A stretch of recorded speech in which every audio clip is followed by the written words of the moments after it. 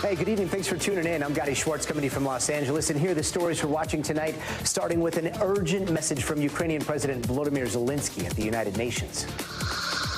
Ukraine is doing everything to ensure that after Russian aggression, no one in the world will dare to attack any nation. And this speech comes as new evidence suggests that one of the deadliest attacks on Ukrainian soil in months might have been from one of Ukraine's own missiles. We're going to explain. Then an Alabama band director is tased by police after telling cops the band had just one more song.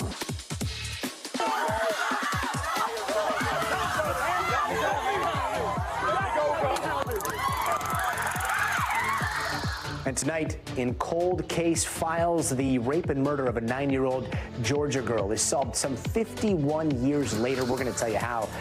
And one small step for women, one giant leap for all humankind. We're going to tell you where this remarkable astronaut is headed, so stick around.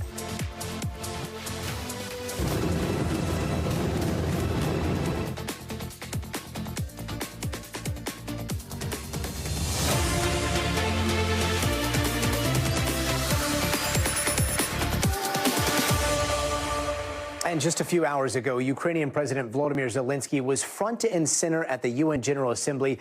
Zelenskyy begging world leaders to keep supporting Ukraine in their fight against Russia.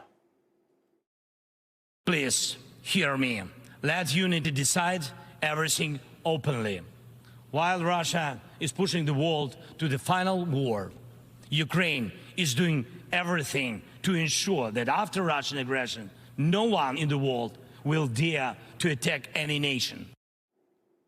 Now, this is coming at a time when it seems like some of the world wants to move on. Recent polling here in the United States found that a majority of Americans don't want Congress to authorize more funding for Ukraine, but that did not stop President Biden to double, maybe even triple down on his promise to back Ukraine until the end.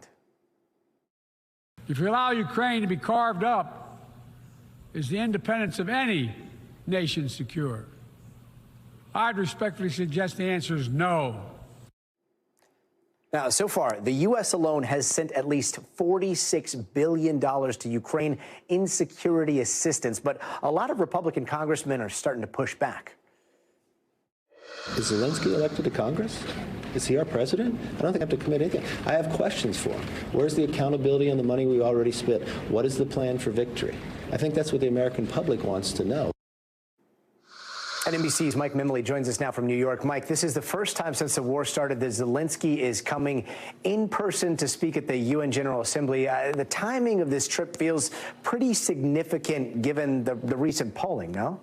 Yeah, absolutely, Gadi. I mean, we've seen continued support from the U.S., from our allies for Ukraine, but there has been a real focus on that counteroffensive Ukraine was waging this year. Our allies, the United States officials saying it was important for Ukraine to show some real progress on the battlefield in order to sustain that support. And why is that important? There are elections coming up, not just in the United States, but in some of our key allies around the world next year. And we're seeing popular opinion really begin to churn. Here in the U.S., we're now seeing a majority of Americans saying they don't think maybe we should be giving more funding to Ukraine. So that's why we saw this tag team approach. We heard from President Zelenskyy, and President Biden really warned about what would happen if we don't continue to give that kind of assistance to Ukraine. Listen to part of the president's message today. Russia believes that the world will grow weary and allow it to brutalize Ukraine without consequence. But I ask you this: if we abandon the core principles of the United States to appease an aggressor, can any member state in this body feel confident that they are protected? And we've seen really the president putting Ukraine front and center in his own campaign. Last night, speaking to campaign donors, he talked about the fact that the former president, Donald Trump, would bow to President Putin, but that he and his MAGA friends would do that. President Biden said that's not going to be what he does. Okay, here's another question. How does the man who's basically on top of Russia's most wanted list walk freely around New York City? I mean, this guy, he's visiting soldiers at the hospital before his speech. It feels very different from his last very secretive visit, right? Yeah, absolutely, Gadi. I remember when President Zelenskyy was coming to Washington last year in December. We didn't even know of that planned visit until the day of. We were tracking his plane coming to Washington. Security was intense around the White House. and at the Capitol when he visited there. But we have seen President Zelenskyy now making these kinds of visits, not just to the U.S., but around the world over the course of the last year. He has been a one-man crusader to try to keep support for his country strong. It's been important for that personal diplomacy. And contrast Zelenskyy's aggressive travel schedule with what we're seeing, what we're really not seeing from Vladimir Putin. He didn't attend the G20 summit in India last week. He's not here in New York for the General Assembly. And so that's a point that we're also hearing made, which is that in order to build support and sustain support, you need to show up. We're seeing that from Zelenskyy. We're not seeing that from Putin. And so first stop UN, second stop D.C., right? What's going to happen there? Yeah, this is really a part of the choreography that is so important because you know what's coming up in Washington in the next couple of weeks. We have a deadline for funding the government, and that includes a deadline to fund assistance for Ukraine. The president has asked Congress for billions more to support Ukraine into the year ahead. And we've seen Republicans really wanting to put some strings attached on that support. Speaker McCarthy has said he doesn't want to have a blank check for Ukraine. He wants to hear from Zelenskyy directly. He wants to hear more accountability for how that money is being spent. And so a critical series of meetings that we're going to see Zelenskyy have when he comes to Washington later this week, Gadi. Mike Mimley, thanks so much. And while Zelenskyy was in New York warning the world about the potential of Russia's power back in Ukraine, NBC's Richard Engel visited one village devastated by the war. The town of Chasiv is not near the front line. It's on it. Russian troops are firing artillery from less than 3 miles away. Sergio is the mayor here and keeps his broken town running. Nearly every house has been damaged by Russian fire. All the water and power lines are broken. Every day, Chaus delivers supplies to the town center. 13,000 people used to live here. Now just 900, so worn down by the war, they no longer notice the artillery. There is no shelter, just... I can tell there's a lot of fire because people barely flinch, so they've just gotten used to it. Yes, it's gotten really bad because people are losing their fear, and fear can save your life, he says. For a year and a half now, people have been living in basements. And the incoming above is more intense than ever. It's going to be a long winter, spending days and nights down here. Ludmila was wounded a few months ago by shrapnel when she left to go get food. How are you feeling? How's your stamina? It's very scary to be bombed from all sides, but somehow you get used to it, she says. We try and have all these little details, some flowers, some honey, clean plates, like at home. Chaus, the mayor, showed me what's left of Town Hall, hit by a Russian missile. There is really nothing left of this. Now he worries the West may lose interest in helping Ukraine. We have to be together. Otherwise, the world goes down, he says.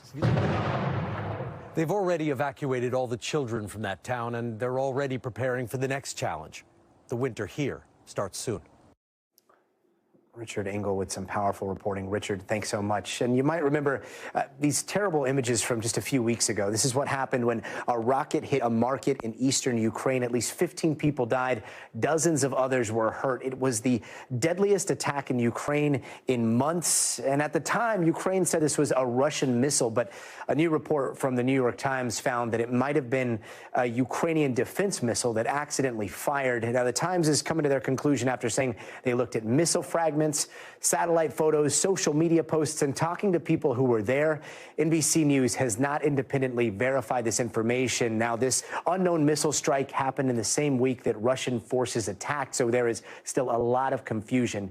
Ukraine, responding to the Times, says that they are investigating, but the Times did claim that authorities there tried to stop them from collecting information at the scene. Of course, we're going to bring you updates as we get them. And remember that $100 million fighter jet that the Marine Corps accidentally lost in South Carolina yesterday? Well, today we are finally getting a look at the wreckage of that F-35 that apparently crashed in some woods. And this right here, what you're looking at, this is just some of the debris field of what's left of that jet. The military says the Marine pilot had to eject while on a training mission on Sunday afternoon. He landed with his parachute in a random South Carolina neighborhood and lost track of his plane that was still flying on on autopilot. The military lost track, too, saying the transponder was not working. The stealth tech made it hard to detect, and the plane ended up crashing in a rural area in Williamsburg County, South Carolina, just north of Charleston. Few people were actually close enough to hear it crash. Take a listen. I heard the plane coming across. I said, the plane is mighty low. And I heard boom. Are people here talking about how strange it is that a fighter jet disappeared for 24 hours? Yes, especially to cost that much amount of money. Yeah, that's just something that happens every day. And while this might be the first time they've lost a fifth-generation advanced tactical fighter jet, this crash is the third Marine aircraft accident in less than 2 months. Now the Marine Corps has ordered all planes grounded and are using the time to get to the bottom of their safety issues. And joining us now from Indiantown, South Carolina, is NBC News correspondent Sam Brock, who you just heard in those interviews asking the questions we all have. So, Sam, saying this is bizarre is like an understatement, and it really can only be three things when you boil it down: pilot error, plane malfunction, two of the things that we normally see, or possibly some sort of adversarial hacking. Is there any word on what could have happened here? I really want to know where you came up with that hacking theory, Gadi. But yeah, I will say there is no question that it is a bit speculative to try to guess what happened, but people want answers, and it is bizarre, right? So the Marine Corps is the lead investigative body or institution on all of this. They are collaborating with so many other entities, from local law enforcement to the Navy to the FAA. But at the end of the day, this comes down to the Marine Corps providing more information, and whenever they get that finished report, it could be a matter of months. I am told, however, it was the NTSB doing it for a civilian investigation. That would take years. So technically speaking, this will be shorter than by comparison. But people want to know the transponder issue, for example. How do you lose track of a $100 million aircraft? As you said, Gadi, I mean, this is the most sophisticated aircraft, or one of them, in the U.S. military. And the idea that the transponder wasn't working, which according to Joint Base Charleston, it was not. They're not exactly clear when, before pilot ejected or after. There had to be a backup system, right? I mean, what is the backup system? And when we talk to aviation experts, they say two things. One, this plane wasn't even on the radar because it's so secretive, but also because it's so secretive, they can't even talk about what backup systems they have. So people here are totally perplexed. But then, you know, it's just an idea of transparency as well. They want to know, why did the pilot eject in the first place? And the fact that he's still alive, thankfully, beyond just the fact he has his life, he'll be able to provide insight into what happened here. And John Kirby also said that he thinks that, you know, that we're going to get some answers eventually. Here's what he told Andrea Mitchell. How does the U.S. military lose a $100 million plane? That will be something that they will investigate. And as the Defense Department always does, they'll be transparent about it when they find the answers. Gadi, one of the craziest things about this is that all these people, and by all, I mean like there's 5 or 6 homes, I can see a handful here, it is very sparse. When they heard something from those sound bites that you listened to a second ago, did leave their homes to check it out. But because the plane was way back in this field somewhere, I don't even know how far back, they didn't think anything of it. They went back into their house, and then on the next day, they saw on social media that a jet plane was missing, and then they called authorities, and eventually it was found. Wait, tell me everything that people in town are saying about that. I'd love to be a fly on the wall in some of those interviews. Are they mad? Are they frustrated? Are they just like totally shocked? I'm told that the conspiracy theories are running rampant right now as to why this plane went off the grid. Honestly, I don't even want to give them, you know, the light of day, because it's hard to say what would or would not be true. But what they're saying right now is that they are really, really perplexed. You know, I spoke with one woman. She was inside her house. The home started shaking from side to side. From the plane, obviously, a picture frame falls off the wall, hits her in the head, and she's trying to process what is going on here. Was there an earthquake? And here's what she told me, a snippet of it. Taking a nap, and then you just hear this boom, you know, like, and the house was shaking. Pictures fell off the wall, and we both looked at each other, and he looked at me, and we jumped up. What is that? You know? Did it hit you? Did the frames hit you? They're right on the top of the head. The good news in all this, Gadi, beyond the fact that there were no injuries, that the pilot involved, who, as you said, ended up in someone's backyard, according to multiple sources to NBC News, say he was discharged from the hospital yesterday. So hopefully providing insight soon, if he hasn't already, as to what was going on here. I mean, at least the ejection seat and the parachute work, so there's that. NBC's Sam Brock, thanks so much. Thanks, Gadi. And if you think the auto workers strike sounds bad now, by Friday it could get a whole lot worse. We all want to work. What can we do with strike pay? Nothing. But we're here. We got to do what we got to do for our kids, for our families. We're going to make history out here for our kids to get better paid when they grow up.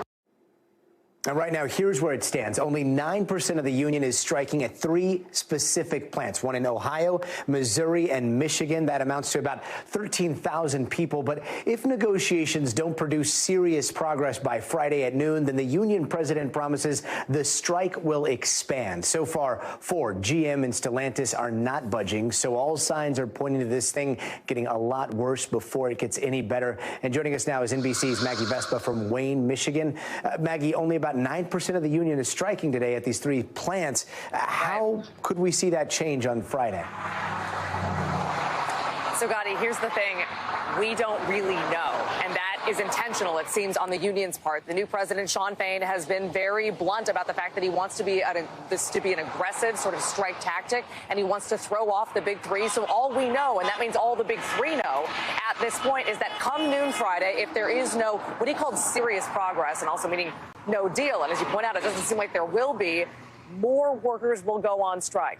Where they'll go on strike, where they'll walk off the job, how many will walk off the job, which states we're talking about, which companies, if it'll be evenly spread between the 3, we don't really know. And again, that seems completely intentional. We also don't expect to know basically until Friday, or we have no reason to believe there will be an update on this between now and then. And as you point out, just to reiterate, we have a map, I believe, of the 3 plants that are on strike right now. Because we talk about a UAW strike with the big 3. It sounds sweeping, but so far this is targeted, this is specific. This was kind of phase 1, UAW said from the beginning. There's 1 Stellantis plant, 1 GM plant, 1 Ford plant. That's one here in Wayne, Michigan, where picketers, again, are back out on the picket line 5 days in. So again, come Friday, that is the new deadline, that noon deadline. That is when this could expand. And again, your guess is as good as ours, is as good as the big 3s as to how this will change and basically how big it'll get, Gadi.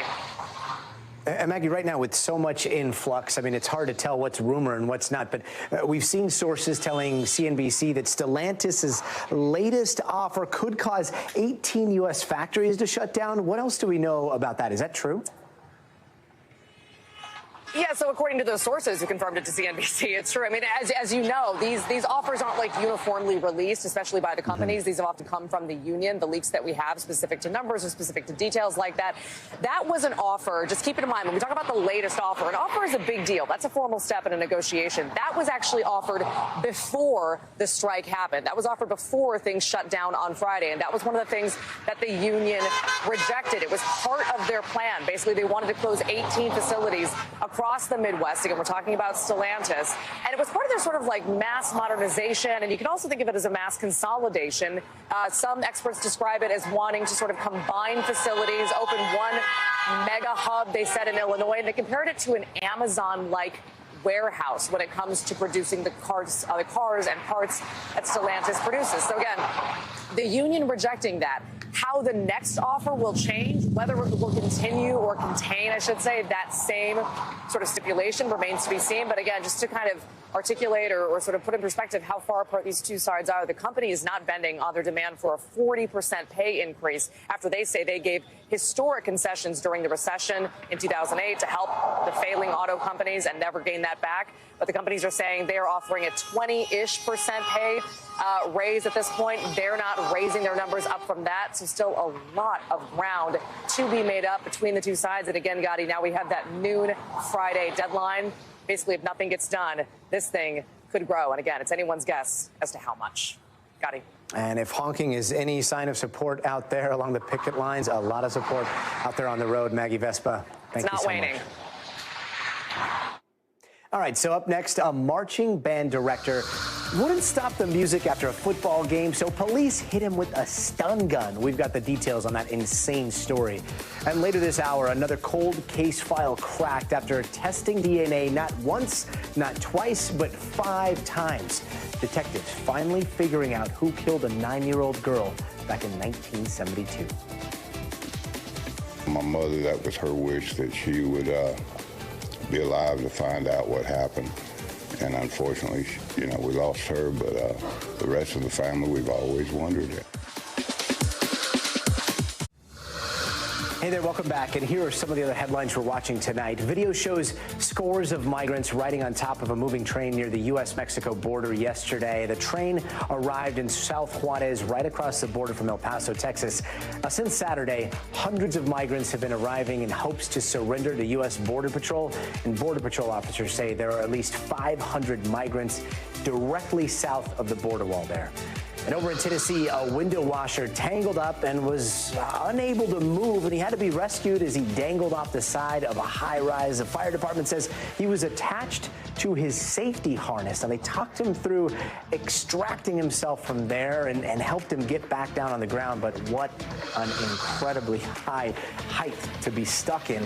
And the FDA is set to approve a new nasal spray called Neffy. That'll be a needle-free alternative to EpiPens. And like EpiPens, it'll help treat severe allergic reactions to things like food, drugs, or insect stings. Voters in Pennsylvania who get a new driver's license or ID will now be automatically registered to vote, making it the 24th state to do something like that. And folks from Montana to Missouri were in for quite the treat last night. Take a look at that stunning view of the northern lights there, shining so bright. Forecasters said the lights would be visible over parts of the West and Midwest until today. And an emotional reunion today for those 5 Americans who were freed from an Iranian prison. The plane carrying the 5 touchdown in Virginia at about 5 a.m. this morning. And as you can imagine, a lot of tears, a lot of hugs, relief. One family reuniting after a long 8 years. Now, the group was freed as part of a prisoner swap agreement with Iran, in which the United States also released 5 Iranians from their custody and unfroze some $6 billion to Iran, which until yesterday had been blocked by U.S. sanctions. NBC's Gabe Gutierrez has more. Gadi, tonight, those 5 American prisoners are trying to recover, not just physically, but mentally. And the Department of Defense is offering them mental health counselors to try and to get them back to some sense of normalcy after the significant trauma that they experienced over the last few years. This prisoner swap has been a long time coming. There have been tense negotiations with Iran over the last few years, and it was emotional. It was an emotional reunion early this morning when that plane touched down here at Fort Belvoir here in Virginia. And this was a plane that had come from Doha. The 5 Americans had first left Tehran through and stopped in Doha before coming here. And again, it was an emotional reunion. Some family members coming here with small U.S. flags, embracing their relatives. Take a listen to what one of the brothers of one of those prisoners had to say right after that reunion. We're so grateful to be together after 8 years. It's unbelievable. Almost 8 years to the day. It's unbelievable. We're so grateful. It's just, you feel like it's a dream. The nightmare is finally over. The real hero of this story, surviving 8 years of brutal treatment, but never losing hope. And showing what happens when you're hopeful, when you fight. So this prisoner swap, of course, Gadi, had been so controversial, at least domestically. Republicans arguing that the $6 billion that were unfrozen in order to be used for humanitarian assistance, according to the Biden administration. Republicans argue that that essentially amounted to a ransom payment and that it will encourage bad behavior on the part of Iran in the future. The Biden administration pushing back on that, saying that the money was Iran's to begin with and was only unfrozen, and that it will be strictly monitored to be used for things like food and medicine. Still, around the world, there are questions about the future of the U.S.-Iranian relationship. Just today at the UN General Assembly, President Biden saying once again that Iran must never be allowed to have a nuclear weapon. And there are real questions about whether this prisoner swap will mean any thaw at all in the relationship between the U.S. and Iran. Right now, the Biden administration saying that while the door is open to diplomacy, there are no scheduled talks with Iran. And there are still many questions that remain as well about the Iran nuclear program and where that goes from here. Analysts saying that at this point, they do not believe that this signals any long-term shift in policy towards Iran, and the Biden administration also announcing new sanctions against the Iranian government, demanding answers about the presumed death in Iranian custody of a former FBI agent who disappeared back in 2007. It's been presumed dead now for several years, and Iran has never even acknowledged the arrest. Gadi? Gabe Gutierrez, thanks so much. And coming up, a cold case murder solved more than 50 years later. We're going to tell you how detectives finally figured out who killed a 9-year-old girl in 1972 and why they never gave up. But first, you got to see this. I know Missouri is a little ways away from Madagascar, but yes, that is a little lemur putting some cops there through the ringer. You can see him chasing it all over the place, but the furry guy was just too fast. After a bit of a long chase, one cop finally is able to get him, pounces on him. What a catch. Pause for a selfie after that. I'm pretty sure when you're looking at it, they're grabbing that lemur by his femurs. We'll be right back.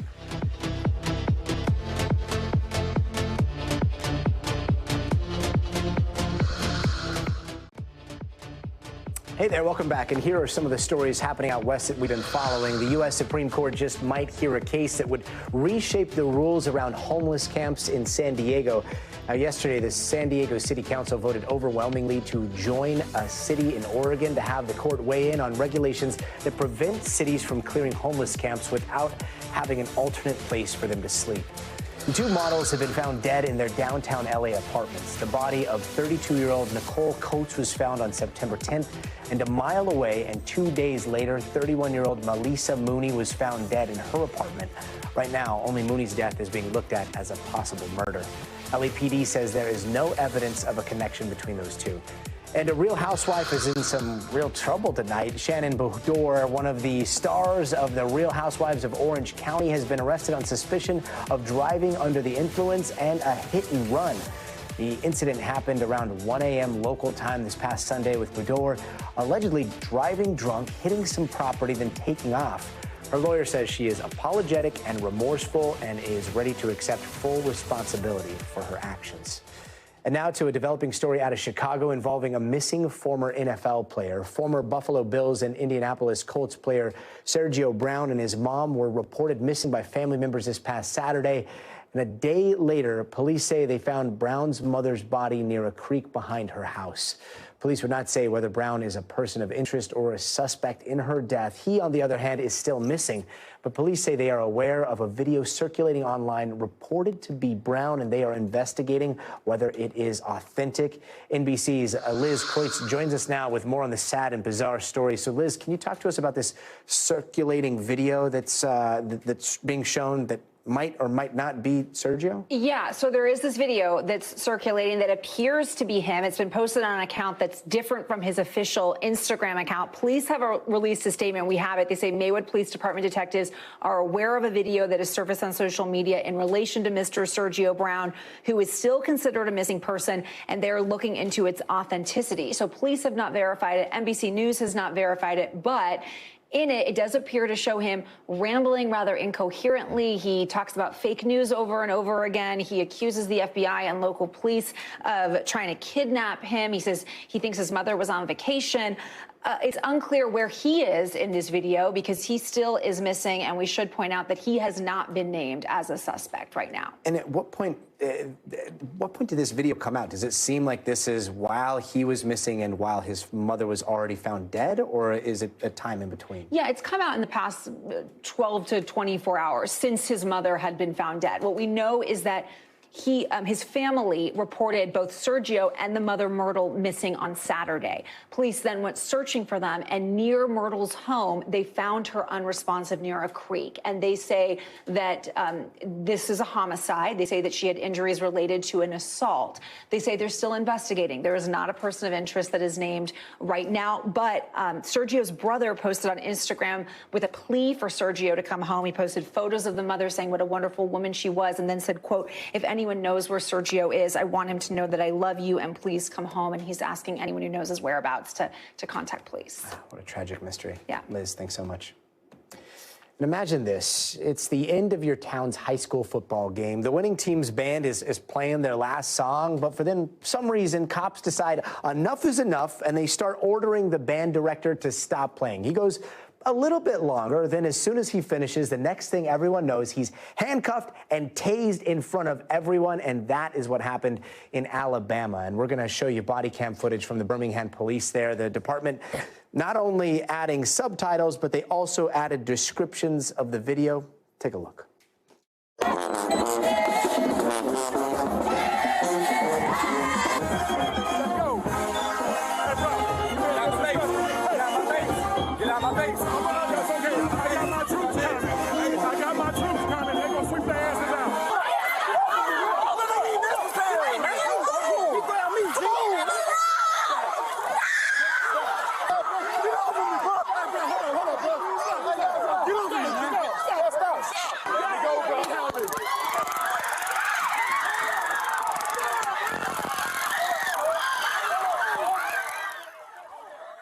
Now, there is a lot more of that video. That band director has been charged with disorderly conduct, harassment, and resisting arrest. And NBC News' Blaine Alexander joins us with what that band director is now saying himself. Well, Gadi, all of this started right after the football game ended. It happened last week. Now, according to police, basically, they say that they were trying to clear the stadium, and they told both band directors to stop their bands from playing. They say that one director complied, while the other one, Mr. Johnny Mims, did not. They say that's when they went over to him, asked him to stop playing. He replied, according to police, that he would not do so and directed his band to keep playing, and that's when things escalated. Look at this body cam video. Come on, you man. Call your man.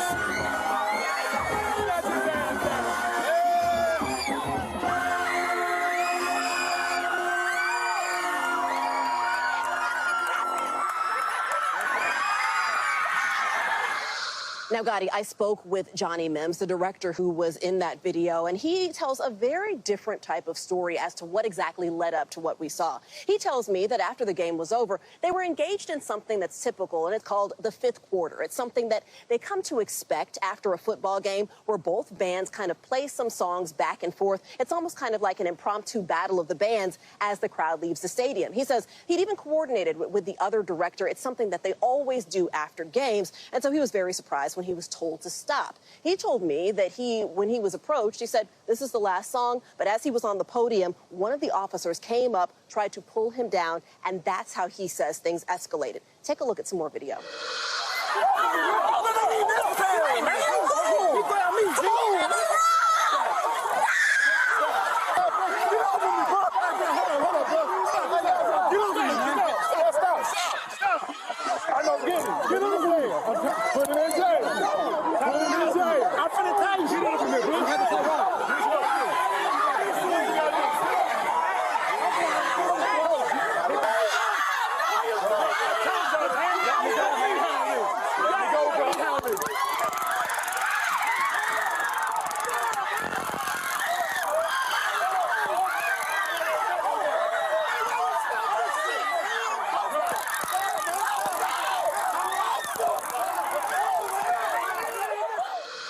Now, Gadi, Mr. Mims says that he directs about 150 students in his band. In that video right there, you heard a lot of them screaming in the background, parents screaming in the background.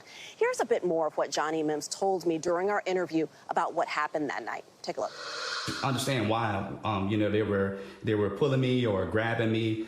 There was other persons in there as well. I do remember asking officers like, why you grabbing me? What did I do? I was so stunned and so baffled. All I remember is hearing all of my students screaming, all of the parents crying. I mean, it was a horrifying situation.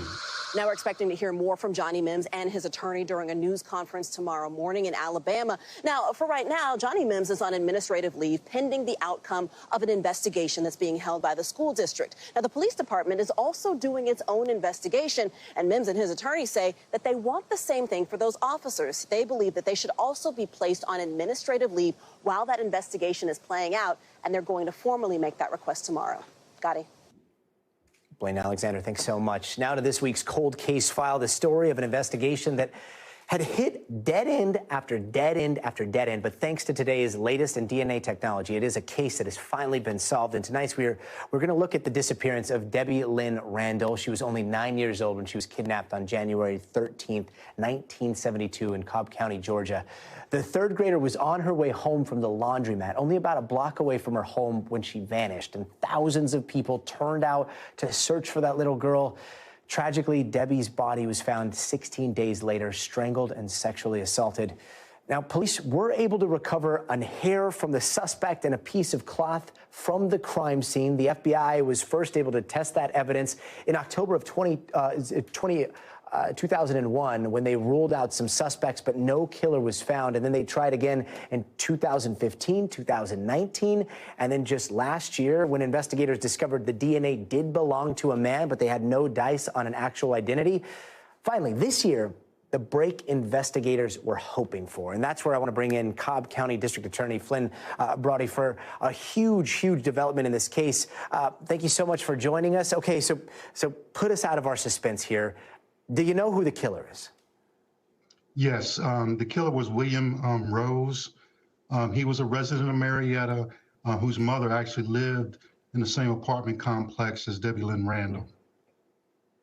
And this William Rose, was he on the radar at all for police back in the 1970s? What links did he have other than proximity to Debbie? He was not on their radar at all. They had not gotten any tips that he might have been the culprit. Nothing at all led them to him other than the future testing of his DNA. And so Rose died back in 1974 as well, right? But from suicide only 2 years after Debbie's murder. I know that this was tied together by DNA evidence. Did the DNA evidence lead back to his family members? Yes. Once they got a DNA profile, the profile said it was a single male, but because he had no criminal history and at the time DNA was not being taken for criminals, there was no way to identify that he was the culprit because there was no profile in CODIS to identify him as the culprit in that case. As future DNA technology increased, they were able to link his DNA to his family. And a distant relative was found of his who then was willing to be tested. And that brought the search closer to his immediate family, who also cooperated and was tested before we made the match that it was him, or we assumed it was him, but to be sure, we made sure we exhumed his body and tested his DNA from his corpse to make sure that we had the right person.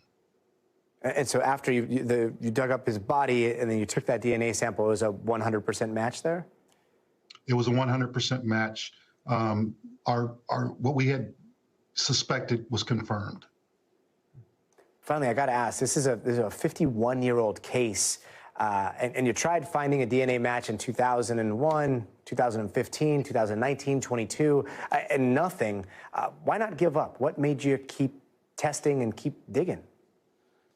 You know, we have a duty to our citizens. We have a duty to our community. We have a duty to our victims to make sure we bring closure for them. Without a doubt, any cold case, we continue to use the latest technology to help us solve those cases. And as DNA continues to evolve, I'm sure we're going to be able to solve more cases.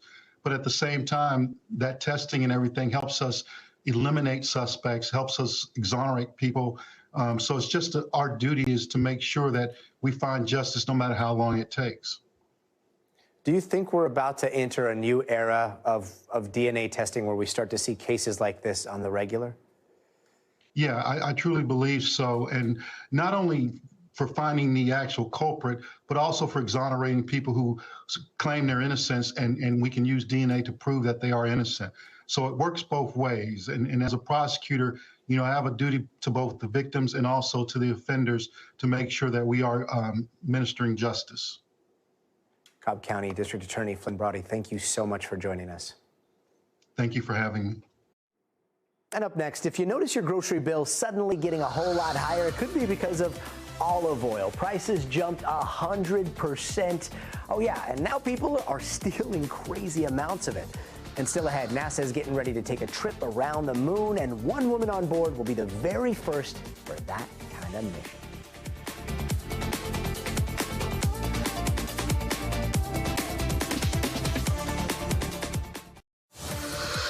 Welcome back. Let's take a quick look around the world in 80 seconds. In Libya, the chaotic government response to those deadly floods this month is still getting a lot of scrutiny. But the number of people killed by those floods is changing. And recently, the UN put out a report drastically revising those numbers. The UN is now stating that around 3,900 people have died across Libya due to flooding. Initial reports had that number as high as 11,000. And tensions are escalating between Canada and India after Prime Minister Justin Trudeau said that the Indian government is behind the killing of a Sikh Canadian citizen in Vancouver earlier this summer. Needs to take this matter with the utmost seriousness. We are not looking to provoke or escalate. We are simply laying out the facts as we understand them. And India is not taking this lying down. The country has now expelled a top Canadian diplomat, saying that they are concerned about Canada's involvement in India's internal matters. In Russia, the fate of detained Wall Street Journal reporter Evan Gershkovich still hangs in balance. A Moscow court declined to consider his latest appeal today. His case has been sent back to a lower court, which basically means he's going to stay in prison awaiting that trial. He's been in custody since March on spying charges that both Gershkovich and the United States government have denied. An English comedian, Russell Brand, has been blocked by YouTube for making any money off of his channel. The BBC has also pulled some of his shows from its online streaming platform. Brand has been accused of rape and sexual assault allegations. He denies those allegations and said his relationships have all been consensual. And what does crime, a global heat wave, and olive oil all have in common? Well, it starts with the price of olive oil skyrocketing over 130% because of extremely dry weather in the Mediterranean, and that has ripple effects fueling an increase in crime throughout Europe. NBC's Claudio Lavanga explains. At this mill in Spain, a liquid gold heist. When we saw the capacity of the tanks, we saw that they had stolen 2 trucks worth of the oil system. Local reports say thieves stole 13,000 gallons of olive oil, worth almost $500,000. And it comes after a string of messy olive oil-related crimes across the country. Earlier this year, police caught someone transporting stolen olives, which led them to this illicit oil mill. Officials seized tanks and arrested more than a dozen people. And just weeks ago, local media reporting yet another incident, with olive oil spilled all over the floor, about $50,000 slipping away. So why is olive oil such a sizzling hot target now? Because prices are burning up. Spain is the world's biggest olive oil producer and exporter. With rising heat, its orchards are parched. The olive tree is very sad, very dry, and with a great lack of water. Mariluz Robio Romero owns an olive orchard in Granada, Spain. She says production's gotten worse and worse with years of drought. I'm going to show you how the olive tree is. The lower twigs have no olives, just 4 olives in the top, and the olive tree is dry, as you can see. And not enough olives means not enough olive oil. Spain's olive oil production so far this season is about half of what it was last year. And you can see global prices of olive oil shot up, reaching $8,900 a ton this year, according to the U.S. Department of Agriculture. This is not normal, the oil at this point, because of the prices we have. When they are normal, like how they always are, it doesn't interest anyone to come and steal it. And it's not just Spain. Dry weather across the Mediterranean is driving higher prices. with production expected to take a spill in places like Italy and Greece, according to industry analysts. Plus, Turkey is suspending bulk olive oil exports until November the 1st to keep up its own supply. Experts are already worried about next year's crop. With more hot and dry weather to come, there's no end in sight. Claudio, thanks so much. And before we go, it is time for the future of everything. We are going to introduce you to the very first woman going on a lunar mission. None of us had any idea how important this meeting was going to be. When we were asked, how would you like to fly on Artemis II? It took me a second to take it in. I said it would be an honor.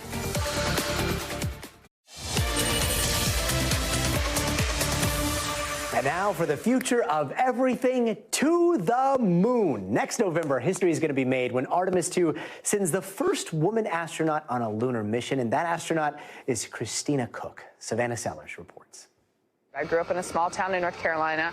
I didn't even see another engineer, much less an astronaut. And at that time, also probably not really seeing women as astronauts. Definitely not. Christina Cook is used to being the only woman in the room. And come next year, she'll be the only woman who's headed to the moon when she embarks on the Artemis II mission planned for November 2024.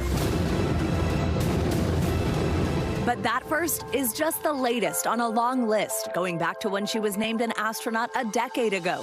A phone call she remembers well. And I actually started out by telling them, hey, it's okay, I had a great time interviewing. Thanks for considering me. And they actually had to interrupt me and say, actually, we're calling to tell you we want you to join our team to come to Houston. Since that day, she's set records, like the longest single spaceflight by a woman with a total of 328 days in space, and participating in the first all-female spacewalk. What was that moment like, going out with all women? Yeah, it was incredible. Hopefully that got people thinking about where we're at. We weren't just out there for a participation ribbon. We wanted to actually be excellent spacewalkers. This isn't very well known, but the coolest thing about that spacewalk was it was unplanned. It was the only spacewalk I did that was not planned prior. I never trained for it. She never trained for it. We actually went out to fix something that had broken. So we designed the entire spacewalk in 1 week with the teams on the ground. And normally a spacewalk is developed for years. Along the way, she's faced obstacles unique to women in the male-dominated field. The fleet of suits is actually built for a bigger-bodied astronaut. So I go out and do spacewalks in a suit that's 2 sizes too big for me. There actually are time factors that they add in for how much longer tasks will take in someone who's doing a spacewalk in a suit that's too big for them. Are there things about your job that you think are changing and will change and will continue to get better as more women do this? Definitely. In fact, the suit is a perfect example because the next suits that they're making for the moon surface operations are actually going to, by design, fit a very wide range of people. Among your many accomplishments, adding another one, the first woman on a lunar mission. What was it like to get that news?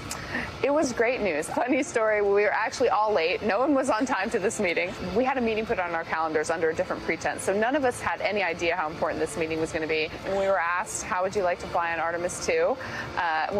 After walking in and seeing the people in the room, I knew that it wasn't a meeting I should have been late to.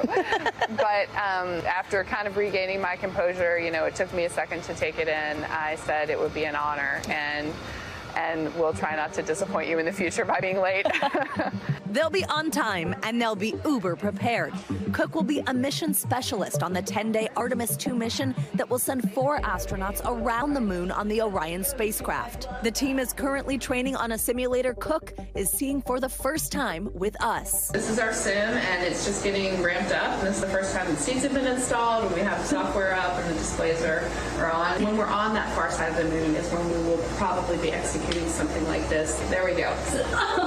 There, finally. Yep, the moon is there. This is the dream come true of any astronaut. It's still exciting every single day that we get to come and do training in this mock-up. The crew is taking courses in this exact replica of Orion. This is my seat, so you're going to be sitting in my seat. That's great. I claimed this spot up here. That's going to be my sleeping spot. We'll be laying on our backs, facing up, and when we start to actually accelerate, we'll have that feeling of acceleration like this way, like kind of being pushed back in your chair. When you think about that moment, nerves? Are you scared? Are you excited? What's that particular moment feel like? The moment that you actually lift off. Honestly, if I could assign one word to it, it would be the word fulfillment, because you finally realize you are fulfilling the mission that you came here to do. Savannah Sellers, NBC News. Such a cool assignment, Sav. Thank you so much. An inspiration to little girls everywhere, including my daughter, 2 years old. She has already promised to take me to the moon someday. Looking forward to that. That does it for us tonight. I'm Gadi Schwartz. We'll see you here tomorrow, but until then, stay tuned now.